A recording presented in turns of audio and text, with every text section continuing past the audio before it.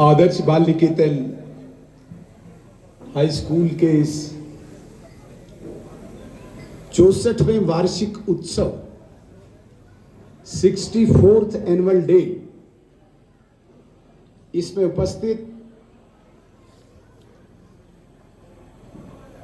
किश्तवाड़ की honourable MLA, Kishtwar की बेटी शगुन परिहार जी,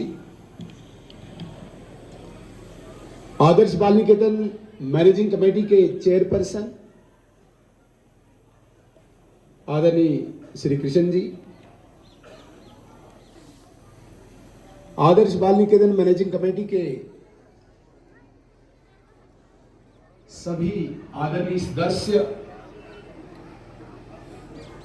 इस विद्यालय के प्राचार्य प्रिंसिपल राजेश जी,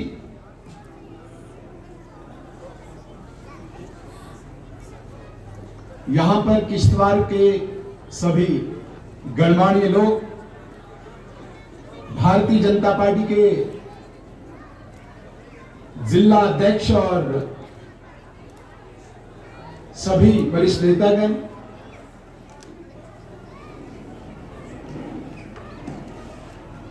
किश्तवाड़ के दूर दूर गांव से पढ़ रहे यहां पे विद्यार्थी और बच्चों के अभिभावक पेरेंट्स, आज की इस 64वें वार्षिक उत्सव एनुअल डे पर मैं अपनी तरफ से आप सबको शुभकामनाएं देना चाहूंगा, बधाई देना चाहूंगा।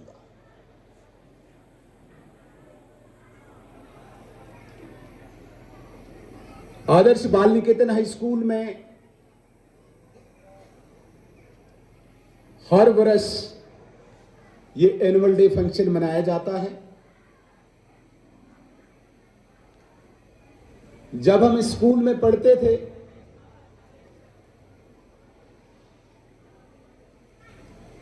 तब से हमने ये एनुअल डे फंक्शन देखा है, भाग लिया है और लगातार निरंतर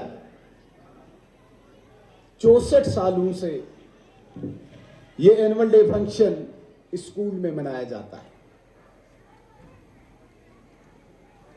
इस एनुअल डे फंक्शन के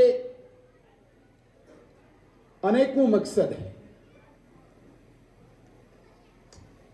केवल डोनेशन जमा करके स्कूल चलाना ही इस एनुअल डे का फंक्शन का मकसद नहीं है।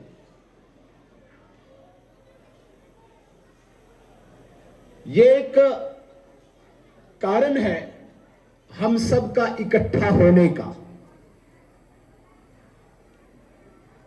हम एकत्रित होते हैं, स्कूल के लिए चिंता करते हैं, स्कूल की एजुकेशन शिक्षा के लिए चिंता करते हैं, किश्तवाड़ के भविष्य की चिंता करते हैं, किश्तवाड़ के आने वाली पीढ़ी की चिंता करते हैं। ऐसे अनेकों कारण इस आदर्श बाल निकेतन के इस वार्षिक उत्सव के हैं जो मुझे समझ में आता है। मैं हर बार कहता हूं और आज भी इस बात को दोहराता हूं, जब हमारे पूर्वजों ने, हमारे पुरखों ने किश्तवाड़ में शिक्षा के स्तर को, किश्तवाड़ में शिक्षा की महत्वता को, इंपॉर्टेंस को, अहमियत को एक लेवल तक लेने की सोची,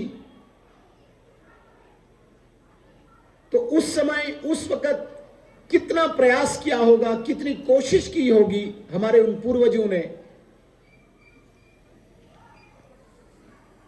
इस स्कूल को खड़ा करने के लिए, स्कूल बनाने के लिए, स्कूल चलाने के लिए कितनी मेहनत की होगी, शायद इसका अंदाजा हम नहीं लगा सकते हैं। हमारे बीच में कई ऐसे बुजुर्ग बैठे होंगे जिन्होंने स्कूल को बचपन से देखा होगा, मैं उनका बचपन नहीं कह रहा हूं, स्कूल का बचपन कह रहा हूं, क्योंकि ये स्कूल 64 वर्ष का हो चुका है और बहुत सारे ऐसे बुजुर्ग हमारे बीच में बैठे हैं जिन्होंने 64 वर्ष इस आदर्श बाल निकेतन को देखा होगा। काफी उतार चढ़ाव इस आदर्श बाल निकेतन में देखे होंगे, लेकिन बावजूद इसके 64 वर्षों से यह स्कूल इस किश्तवाड़ को सेवा दे रहा है। हालांकि इन 64 वर्षों में बहुत ज्यादा यहां पे प्राइवेट स्कूल्स भी खुले,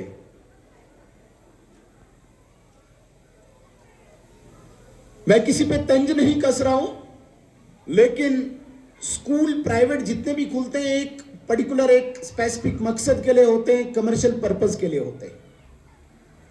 ये वाहिद एक ऐसा स्कूल है जहां पे मैंने अपने पूर्वजों को याद किया, जहां पे मैंने अपने पुरखों को याद किया,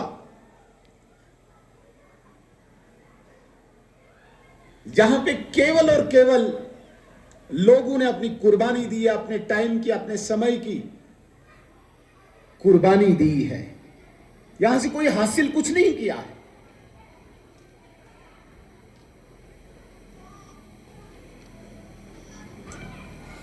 यहां से हासिल कुछ नहीं किया है, लेकिन समाज में हमारी उन्नति हो, समाज हमारा तरक्की करे, किश्तवाड़ आगे बढ़े, इसके लिए चिंता की है। फिर जाके इस स्कूल को यहां तक इन 64 वर्षों तक चलाया, बढ़ाया है। आज हम जैसी पीढ़ी का यह दायित्व बनता है, आज हमारी जनरेशन को यह रिस्पॉन्सिबिलिटी है कंधों पे कि जिस स्कूल की स्थापना किश्तवाड़ के उत्थान के लिए, किश्तवाड़ की उन्नति तरक्की के लिए, किश्तवाड़ के भाईचारे के लिए, किश्तवाड़ के शिक्षा सत्र को ऊंचा करने के लिए हमारे पूर्वजों ने जिस विद्यालय की स्थापना की है, आज की इस पीढ़ी की जिम्मेदारी बनती है, आज की इस जनरेशन की रिस्पॉन्सिबिलिटी बनती है कि अपने इस पूर्वजों की धरोहर को और ज्यादा सजाएं, ये स्कूल फले फूले, किश्तवाड़ के गरीब बच्चों को ये यहां पे पढ़ाए, शिक्षा दे, उत्थान करे। ये हमारी ड्यूटी बनती है, हमारा दायित्व बनता है।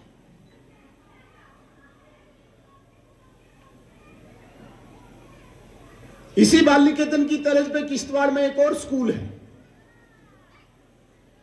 Islamia Faridia high school. दोनों स्कूल कम्युनिटी स्कूल है, सामाजिक स्कूल है, नॉन प्रॉफिटेबल है और किसी जमाने में जम्मू कश्मीर में, अगर आज भी हम तारीख पढ़े, आज भी हम इतिहास पढ़े, इन दोनों विद्यालयों ने, इन दोनों स्कूल्स ने जम्मू कश्मीर की तरक्की में, जम्मू कश्मीर के विकास में एक बड़ा योगदान दिया है।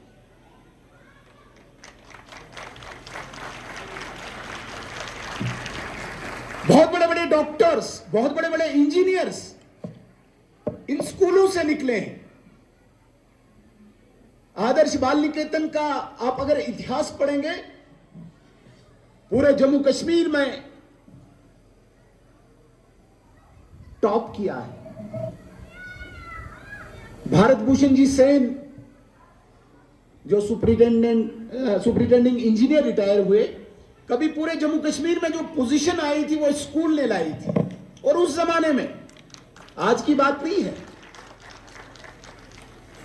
बड़े बड़े डॉक्टर्स, डॉक्टर अजय गुप्ता जी इस स्कूल की पौध है।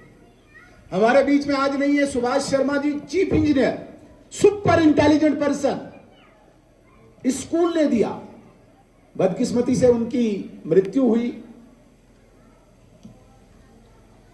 इस्लामिया स्कूल ने भी बहुत अच्छे अच्छे डॉक्टर्स, इंजीनियर्स दिए।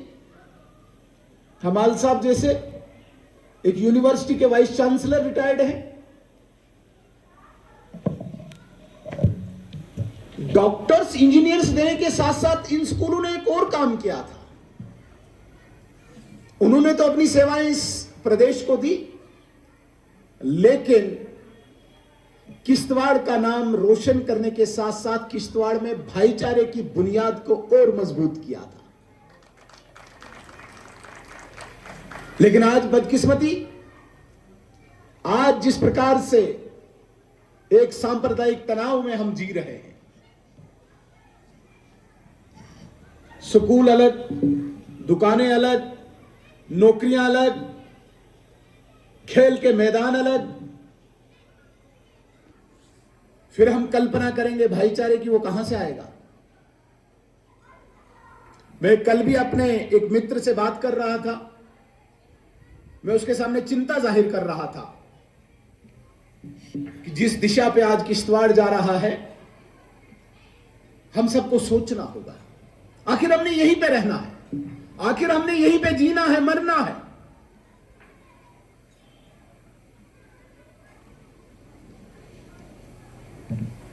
और यहां पे जो दो कम्युनिटीज रहती है, हिंदू और मुस्लिम, आप कितना भी तनाव भरो, दोनों कम्युनिटीज में रहना यहीं पे है, दोनों ने यहीं पे रहना है, किश्तवाड़ छोड़ के किसी ने जाना नहीं। तो इस सारे सिनेरियो में आखिर किसकी ड्यूटी है कि पुराने उस भाईचारे को कायम करें? किसकी ड्यूटी बनती है? हम सब की। ऐसे इंस्टीट्यूशंस की ड्यूटी बनती है। और मैं आग्रह करूंगा आदर्श बाल निकेतन मैनेजिंग कमेटी के जितने भी सदस्य हैं और चेयरपर्सन हैं, इस्लामिया फरीदिया हाई स्कूल के जो भी संचालक हैं, जिस दिशा पे किश्तवाड़ चला है, अगर ये तनाव और आगे बढ़ता गया, हमारी आने वाली जनरेशन हमें माफ नहीं करेंगी। विकास तो दूर की बात है, हम हमेशा उलझे रहेंगे एक तनाव में।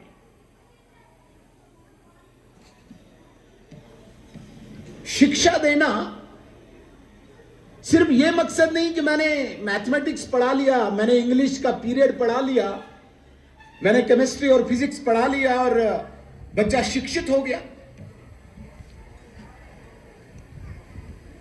बच्चा डॉक्टर बन गया और उसने सब कुछ पा लिया। डॉक्टर अफजल गुरु भी बना था, वो भी तो कहीं स्कूल में पढ़ा होगा, लेकिन भारत के संसद पर हमला करने वाला डॉक्टर अफजल गुरु था।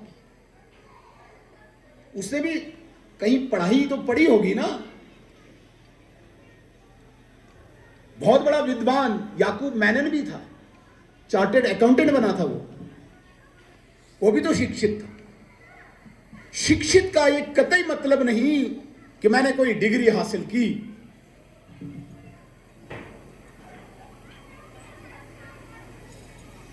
शिक्षा के साथ साथ यदि आपके अंदर वो नैतिक मूल्य नहीं है, वो जीवन के मूल्य नहीं है, वो मानवता के मूल्य नहीं है, तो एक शेर है इस संदर्भ में, उर्दू में है, इल्म आलिम के गले में फूलों का हार है। इल्म आलिम के गले में फूलों का हार है, और अगर अमल नहीं है तो गद्दे का बहार है। इल्म के साथ साथ, शिक्षा के साथ साथ जो हमारे अंदर नैतिक मूल्य होने चाहिए, मेरे पारिवारिक मूल्य होने चाहिए। आज बहुत बड़ी डिग्री करने के बावजूद मैं बड़ा डॉक्टर बनता हूं, अमेरिका में कोई नौकरी पाता हूं, लेकिन वृद्ध अवस्था में अपने माता पिता को वृद्धाश्रम रख के छोड़ के जाता हूं। पारिवारिक मूल्य नहीं हमने पढ़ाया बच्चों को। आज आप देखो, घर खाली हैं, दो बुजुर्ग माता पिता वहां पे होते हैं, कोई पानी पिलाने वाला नहीं। अमेरिका से एक चिट्ठी आती है, वो कोई 2 महीने के बाद आती है, तब तक उसकी सांस निकल जाती है। ये भी तो शिक्षा है। समाज के प्रति मेरी ड्यूटी क्या है, मैं कभी सोच ही नहीं सकता हूं, क्योंकि शिक्षा ने हमें दिया ही नहीं कुछ। शिक्षा ने मुझे कहा 2 raised power 2 is equal to 8 is equal to 4, a plus b का होल स्क्वायर। उसमें तो मुझे समाज में जो मैंने पढ़ा, मुझे बताओ कि मेरी जिंदगी में वो लगा कहां। जो भी चैप्टर मैंने मैट्रिक में पढ़ा होगा, मैथमेटिक्स का, साइंस का, वो जिंदगी में कहीं काम आया नहीं आया, एक एग्जाम तक काम आया। या दूसरा कोई आपने प्रोफेशनल एंट्रेंस पास करना हो, उसके अतिरिक्त की जो शिक्षा है वो कहां है, वो इन इंस्टीट्यूशन से हम एक्सपेक्ट करते हैं, उम्मीद रखते हैं।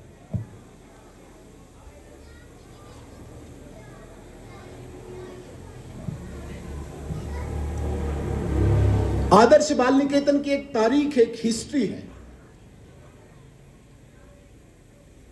यहां का बच्चा जब भी बाहर निकला, पढ़ के निकला, उसने समाज के लिए कुछ न कुछ किया। आज हमारी समाज के प्रति भी कोई ड्यूटी है। सोसाइटी में हम रह रहे हैं, हमारी ड्यूटी है। हम जिस मोहल्ले में रहते हैं, जिस गली में रहते हैं, बाहर देखो कितनी गंद हम खुद ही फेंकते हैं, लेकिन कसूर हम सरकार को रखेंगे। हमारा ग्राउंड है, आज हमने इसकी सफाई के लिए, क्लीनलीनेस के लिए एक प्रोग्राम चलाया। 10 लाख रुपए हमने एनएचपीसी से लेके 10 स्वीपर लगाए। लेकिन क्या ये सिर्फ ड्यूटी एनएचपीसी के 10 लाख की है, हमारे समाज की नहीं है? तो वो शिक्षा कौन देगा?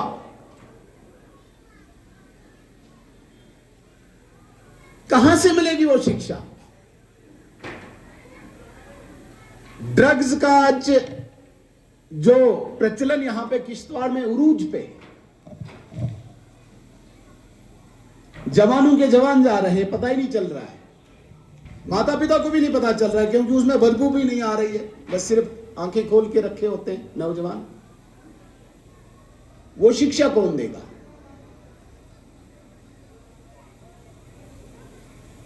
और इसके अतिरिक्त हमारे समाज की सुरक्षा,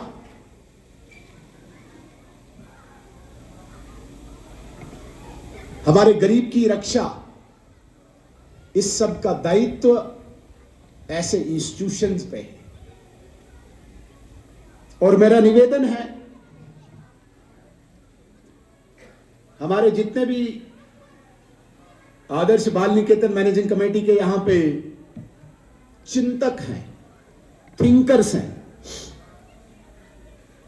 और ऐसा भी नहीं है कि कोई आम खाम सड़क चलने वाले लोग हैं।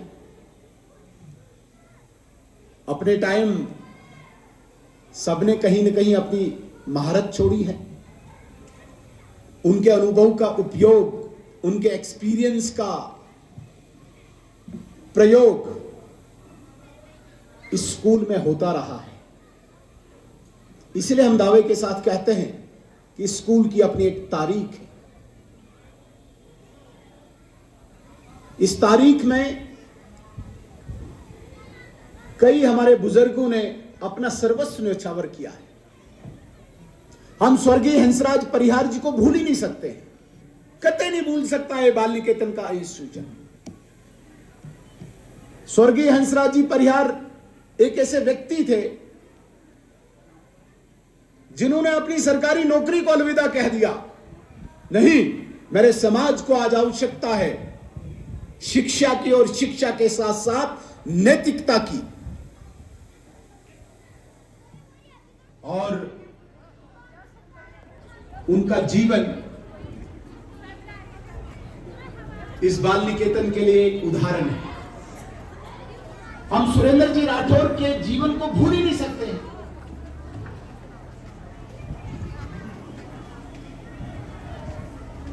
अपना सर्वस्व इस विद्यालय में न्यौछावर किया।